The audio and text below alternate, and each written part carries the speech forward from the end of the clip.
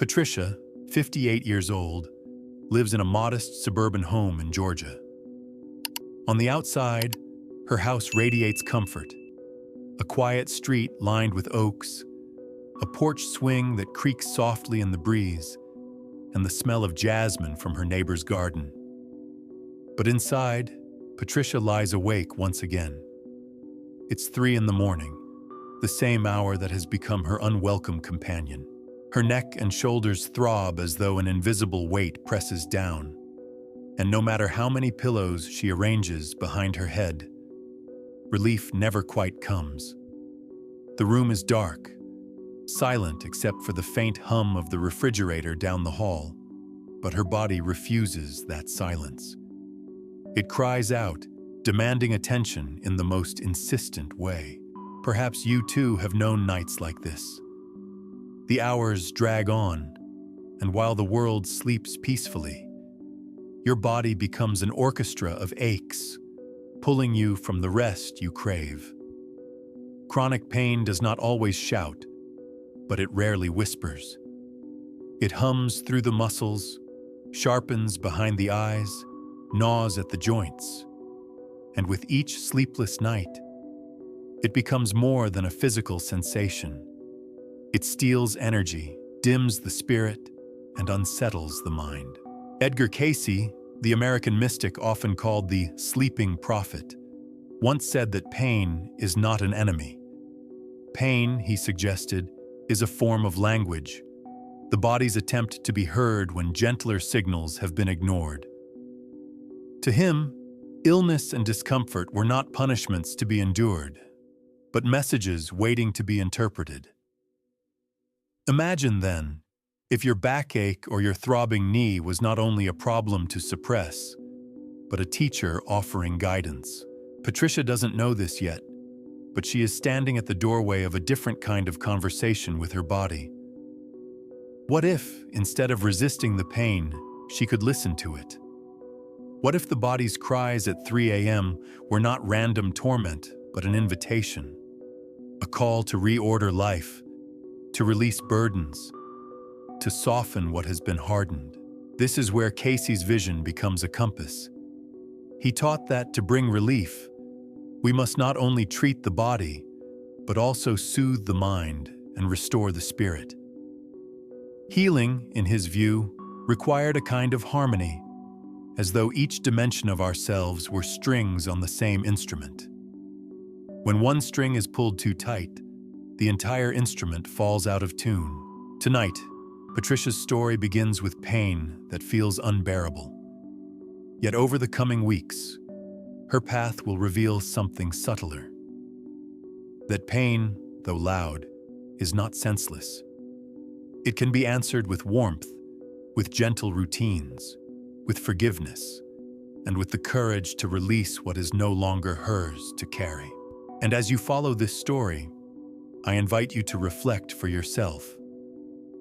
Where does your body ache most persistently? What time of night or day does it knock hardest on your awareness? You may already know that pain demands more than pills or fleeting distractions. Perhaps you're ready to discover its deeper language, to hear what it is trying to say beneath the surface. Before we continue, let me gently ask you for something. Share in the comments where you are watching from and what time of day it is right now. This helps us know that you are part of this circle of listeners around the world. And if you feel these reflections resonate, consider subscribing to Edgar Cayce Narratives and turning on notifications, so you won't miss any of the journeys we take together into healing, wisdom, and peace. Patricia lies awake in her Georgia home, her pain still pressing. But she is about to learn that this ache has a voice, and Cayce's insights may be the translator she never knew she needed.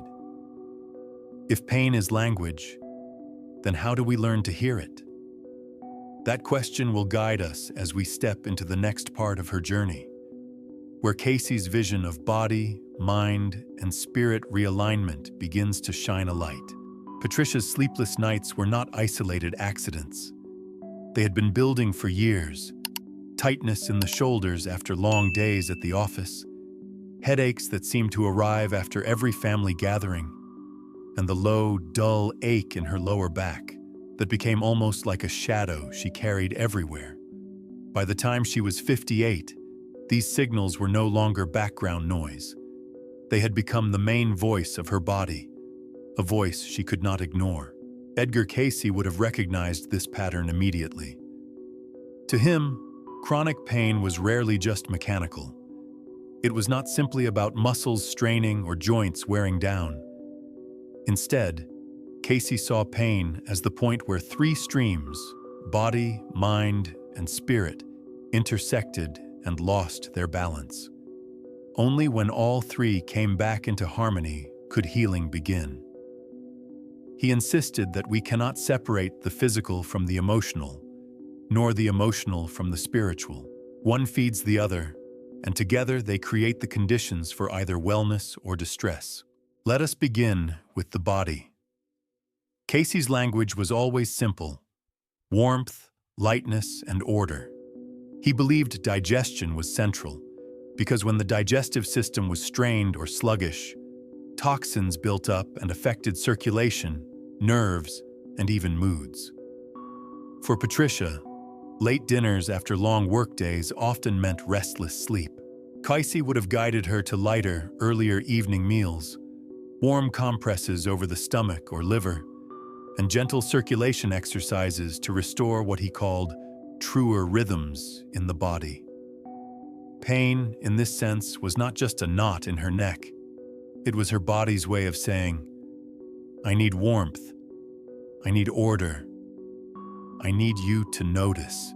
But the body alone was never the full picture. The mind carries its own weight, often heavier than bones or muscles. Patricia kept journals full of to-do lists, but rarely wrote down how she felt. Anger went unspoken. Grief was folded away. Pressure from work and family obligations was absorbed, but never discharged. Cayce suggested that unexpressed emotions lodged themselves in the body. Resentment could appear as stiffness. Worry could knot the stomach. Unrelieved stress could tighten the neck and shoulders until even sleep offered no release. For Patricia, journaling differently, writing not just what needed to be done but what was stuck inside, became a way to unlock those silent chambers. A notebook became her second pillow, a place to lay down what her body had been carrying. Then there was the spirit. Cayce believed that unforgiveness, especially of oneself, keeps the whole system clenched. To forgive is not to excuse. It is to release the grip that the past maintains on the present. Patricia, like many in her stage of life, carried regrets. Not being able to do enough for her aging parents. Not always saying the right words to her children. Pushing herself beyond limits at work.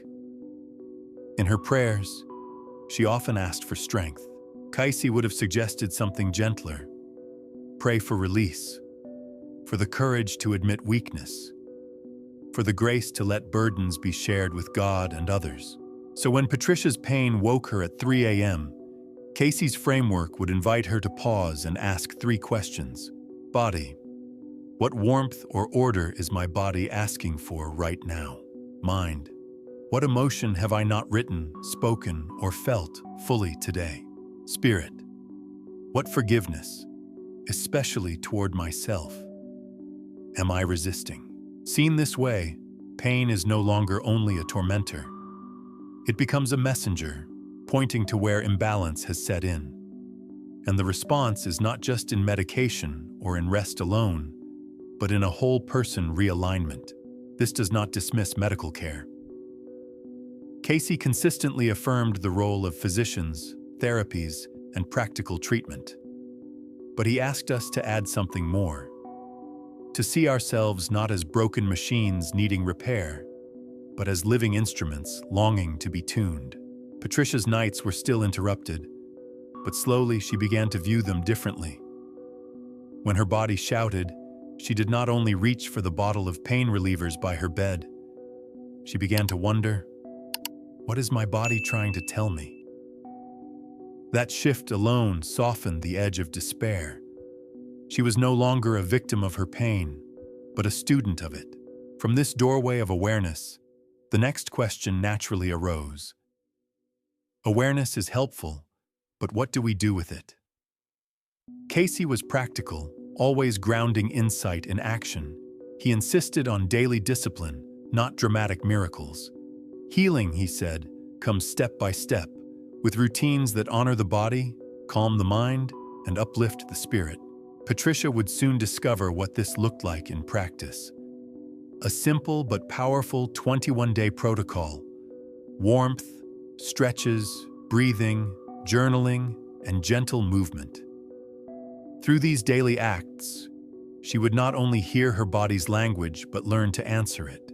Patricia's first glimpse of hope did not come in the form of a sudden cure. It came through rhythm. Casey often emphasized that healing was less about grand gestures and more about steady, repeated choices. The body, he said, loves order. Just as the sun rises and sets, just as the heart beats in its cadence, so too does the human frame respond to rituals that honor its natural flow.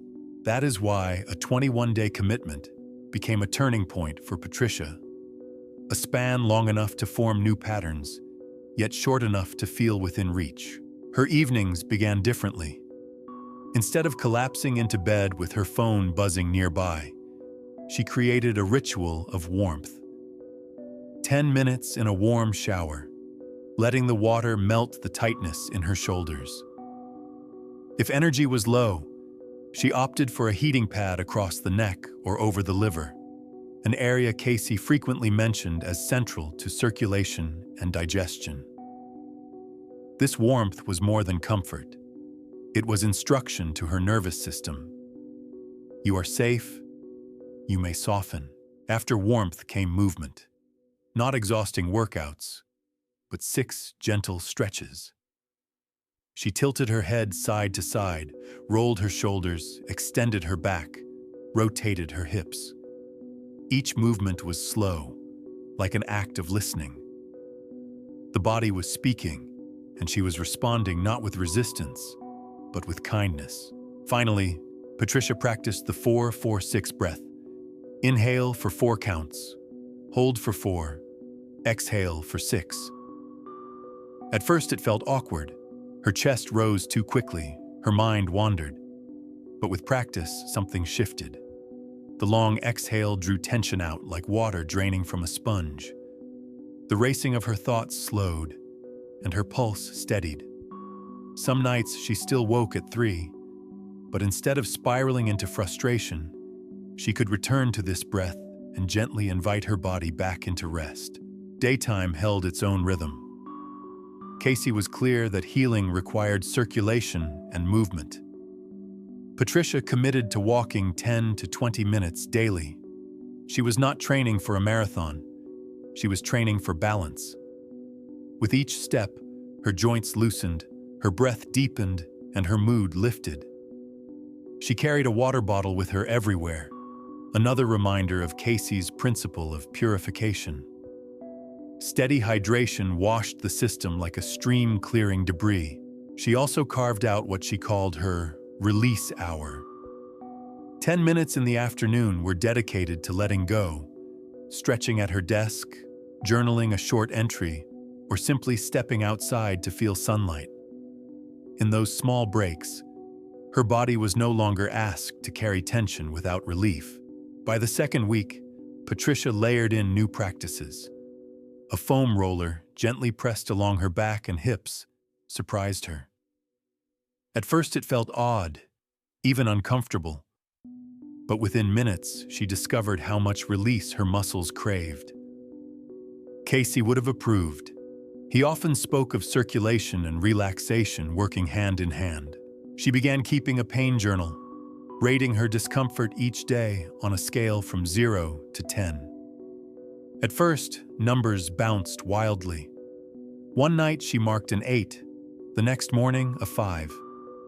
But slowly, the fluctuations softened. More importantly, the journal became proof that pain was not fixed. It shifted, and with that realization came hope. She shared the log with her physical therapist, who guided her on safe stretches and checked her posture. Casey never dismissed doctors. He called them allies. Patricia's therapist, with clinical insight, helped her refine what Casey would have described as attunement. Week 3 invited refinements. Patricia examined her bedroom with new eyes. The pillows that once seemed cozy now looked lumpy and uneven. She replaced them with a supportive option that aligned her neck. She tested her mattress, realizing it sagged in the middle and contributed to her aching spine. Small adjustments here made a dramatic difference. Casey always emphasized environment. The bed, the chair, even the light in a room. All could either restore or drain. Her evening meals also shifted. Gone were the heavy, late dinners. Instead, she chose broths, soups, lightly steamed vegetables, and herbal teas. Warm, light, and orderly, exactly as Casey counseled. She noticed that digestion no longer wrestled her through the night. The body could focus on healing rather than struggling to process what weighed it down. At the close of the 21 days, Patricia did not declare herself cured. That was never the point. The point was rhythm, the steady beat of self-care that gave her body permission to trust. Pain did not vanish, but its voice changed. No longer a scream at 3 a.m., it became more like a knock at the door, a reminder to stretch, to breathe, to soften. For those who walk this path, the transformation lies not in erasing pain, but in learning to answer it with discipline and kindness. The 21-day protocol became Patricia's foundation, a new language she could speak back to her body. And once the routines were in place, something deeper stirred. She began to wonder, beyond the muscles, beyond the mattress and meals, what was her pain trying to say about her inner life? That question leads us gently forward, from the rhythms of the body into the hidden language of emotions waiting to be heard. Patricia had followed her 21 days with care. The warmth of the shower, the stretch of her shoulders, the rhythm of her steps, all of it brought relief. But some mornings, even as her muscles softened, a deeper heaviness remained. Her pain journal showed curious patterns. The ache in her neck worsened after tense conversations with her children. The throbbing in her back flared after long days of carrying obligations at work. The body was speaking, but not only through biology. It was carrying stories. Edgar Casey spoke often of how emotions can settle into the body. Unspoken grief, resentment never released, fear left unaddressed. These, he said, lodge themselves in the muscles and nerves until they find expression in discomfort. Patricia began to notice how her own life echoed this truth. She was the reliable one, the daughter who managed her parents' appointments, the mother who fielded calls from grown children, the colleague who never said no. When she finally sat down at night, her shoulders carried not just her own weight, but the invisible weight of everyone she loved. No wonder they ached.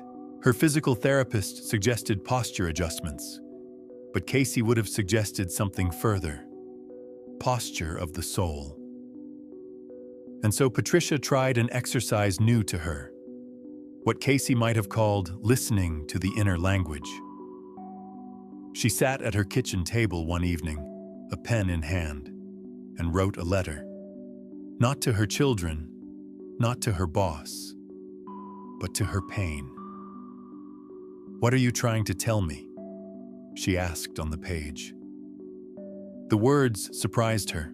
She found herself writing, "You keep trying to hold everyone else together.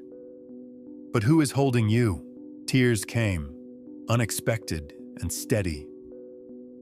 For the first time, she allowed herself to hear what her body had been carrying silently. This was no longer about aching muscles.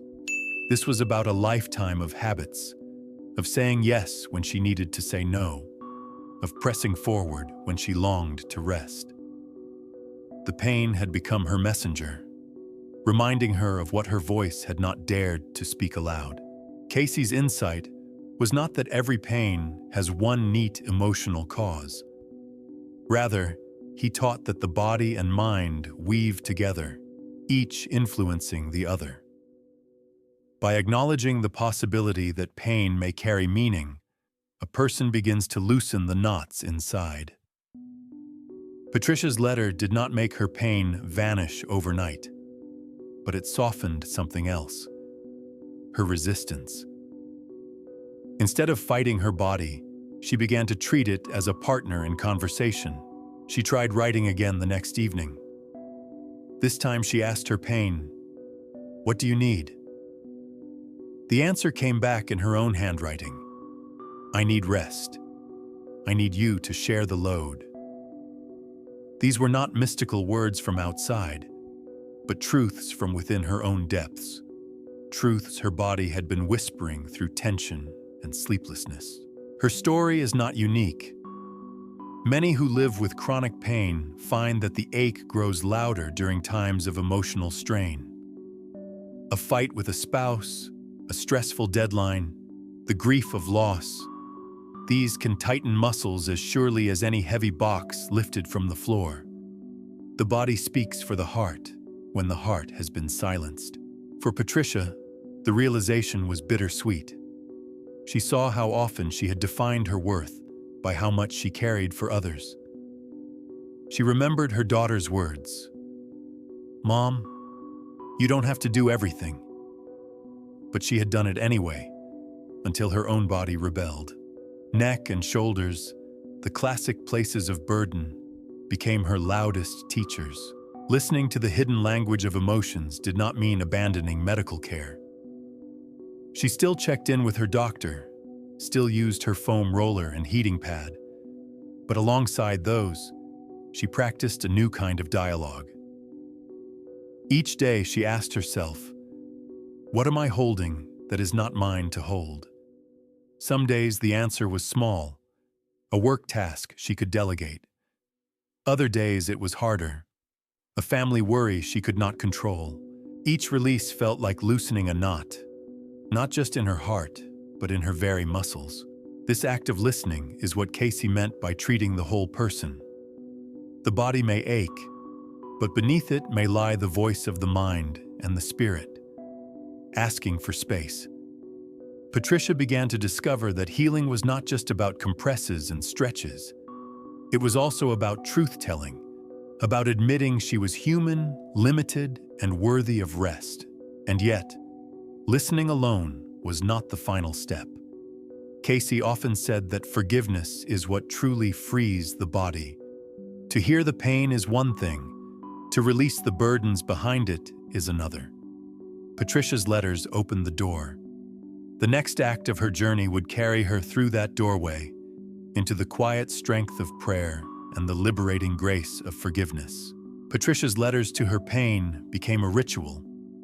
Some nights she wrote only a few sentences, other nights a page. With each word, she uncovered layers that had been buried under years of responsibility. But listening was only the beginning. The deeper invitation, as Casey often taught, was forgiveness, not just of others, but of herself. Forgiveness, in Casey's vision, is not a grand declaration shouted into the air. It is a quiet loosening of the grip the past holds on the present. He believed that unhealed guilt and lingering resentment keep the body in a constant state of contraction. Muscles tense, nerves fire, digestion falters. To forgive is to exhale, to allow both body and spirit to unclench. Patricia had always prayed for strength. She asked God for the energy to keep going, the resilience to push through. But now, in the stillness of her late-night pain, she tried a different prayer. Sitting in her armchair with a soft blanket across her lap, she whispered words that felt foreign at first. I release today's burden. I forgive myself for what I could not do. I place tomorrow in your hands. It was not dramatic. The pain did not vanish in a flash, but something subtle shifted. The muscles in her face softened. Her shoulders lowered an inch. A small sigh escaped that she had not noticed she'd been holding. Forgiveness also required action. Casey often emphasized that prayer and practice must walk together. And so Patricia began pairing her prayers with what she called acts of lightening. One evening, she delegated the laundry to her husband instead of doing it herself.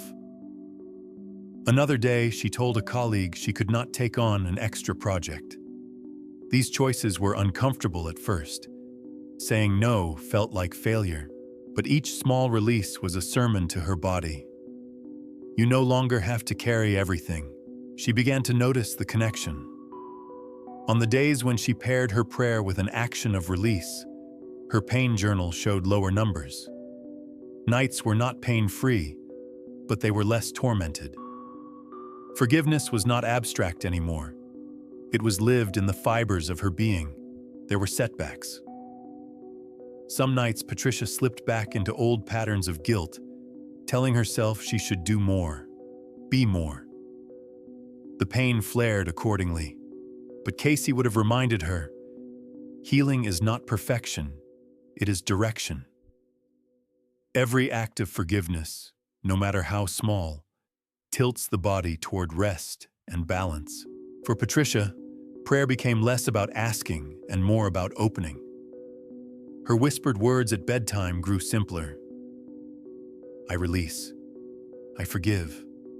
I rest.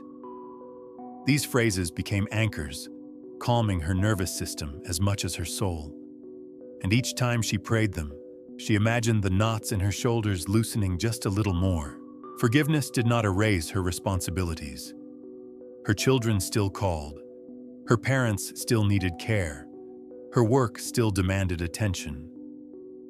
But she approached them differently. Not as weights she must single-handedly bear, but as parts of life she could share, manage, and sometimes decline. Pain was no longer the master of her nights. It had become a signal that reminded her to pause, forgive, and release. This is where Casey's wisdom meets practicality. A warm compress soothes the muscles, journaling eases the mind, but forgiveness, paired with gentle action, softens the whole being. And when the whole being softens, the body can finally rest.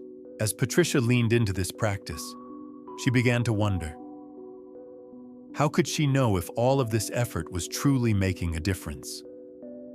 Were her prayers, her stretches, her rituals really changing her nights? The answer lay not only in how she felt, but in what she could measure. Pain scores, hours of sleep, moments of calm. In Casey's language, proof of healing is found both in the spirit's peace and the body's steady signs. That is where her journey now turns, to tracking, observing, and discovering the quiet evidence that change is real. Patricia never imagined she would become the kind of person who kept charts on her nightstand. But after weeks of building rituals of warmth, breath, journaling, and prayer, she wanted to know if all this effort was truly changing anything. Casey valued what he called records of self, urging people to keep track not only of physical treatments, but also of their moods, dreams, and spiritual practices. Healing, he believed, should be observed in patterns, not left only to memory. So Patricia opened a simple notebook and created 3 columns: pain score, sleep hours, moments of calm. Each evening, before closing her eyes, she wrote a number for her pain on a scale from 0 to 10. In the morning, she jotted down how many hours she had slept without waking. And during the day, she noted whether she had carved out at least 20 minutes for stillness, what she called her MOC, her moments of calm. The first entries felt discouraging. Pain hovered at 6s and 7s. Sleep rarely stretched beyond 4 uninterrupted hours. But Casey would have reminded her, beginnings are often noisy. The body resists change before it embraces it. Patricia pressed on, continuing her evening compresses, her breathing, her quiet prayers of release. Gradually, numbers began to shift. By the end of the second week of tracking, pain scores dipped into 4s and 5s more often. One night she slept a full 6 hours straight, something she had not done in months. And the more faithfully she pursued her moments of calm during the day, the more her nights responded in kind. It was as if her body had been waiting for proof that she was truly listening. Medical guidance still had its place. Patricia showed her journal to her physical therapist, who celebrated the progress and suggested a few adjustments in posture and stretches. She scheduled a routine checkup with her doctor, ensuring that her path remained safe. Casey never discouraged medical oversight. Instead, he framed physicians and therapists as partners in the greater work of balance. Patricia now felt she was not walking alone, but supported by both practical care and spiritual insight. The evidence grew clearer. By the end of 21 days, her journal told a story her memory might have missed. Pain was no longer an unbroken shout, but a voice that sometimes lowered into a murmur. Nights of sleep, once fractured into restless fragments, now often stretched 5 to 7 hours. And those moments of calm, once a foreign concept, had become her most treasured measure. She found herself pausing at midday, sitting in her backyard with a cup of tea, or leaning back in her chair at work with her eyes closed.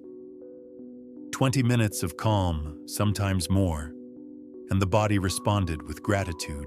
Her suburban home reflected the shift. The heating pad on her armchair was no longer a symbol of despair, but of care. The foam roller in the corner reminded her not of strain, but of release. Even her water bottle, always at her side, seemed less like a task and more like a friend. The order Casey spoke of, warmth, lightness, rhythm, had begun to weave itself into the fabric of her days. Still, Patricia knew her pain might never vanish completely. But it had changed roles. No longer a tyrant ruling her nights, it had become a companion that guided her toward gentler living. She had learned to ask, "What do you need? What are you saying?" And in listening, she discovered something she had not expected. Her body trusted her again. This trust was not only felt, it was lived in ritual.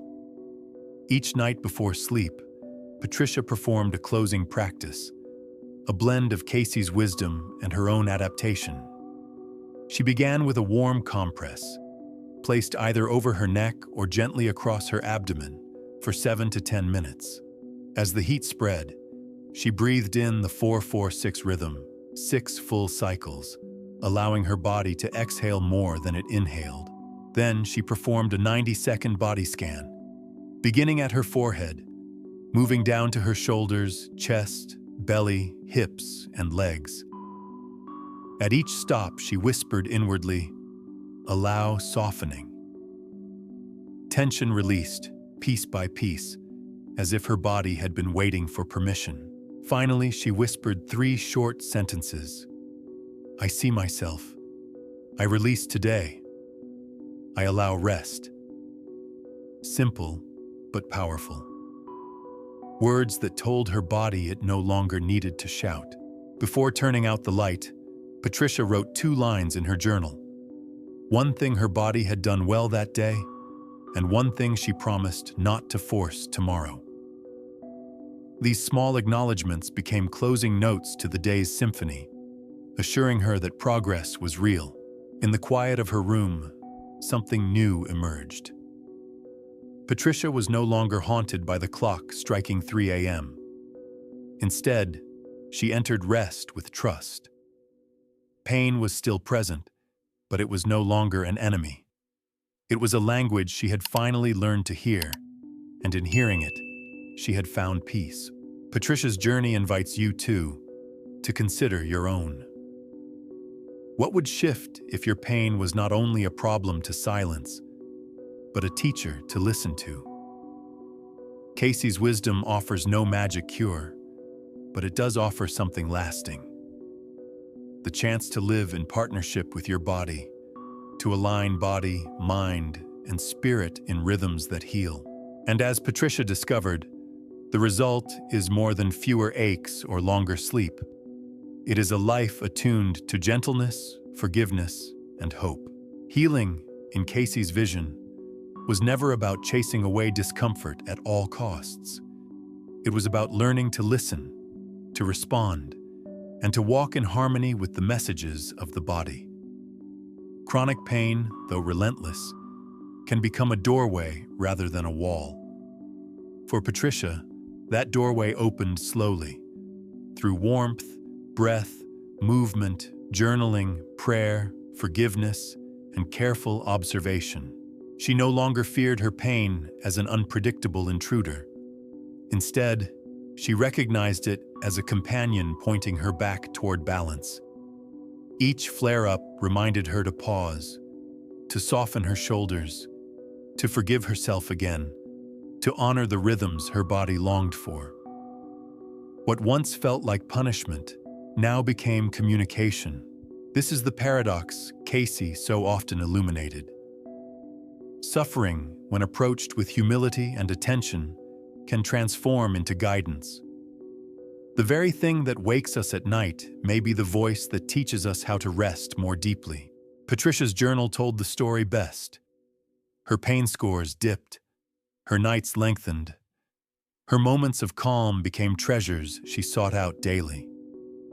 The shifts were modest but undeniable.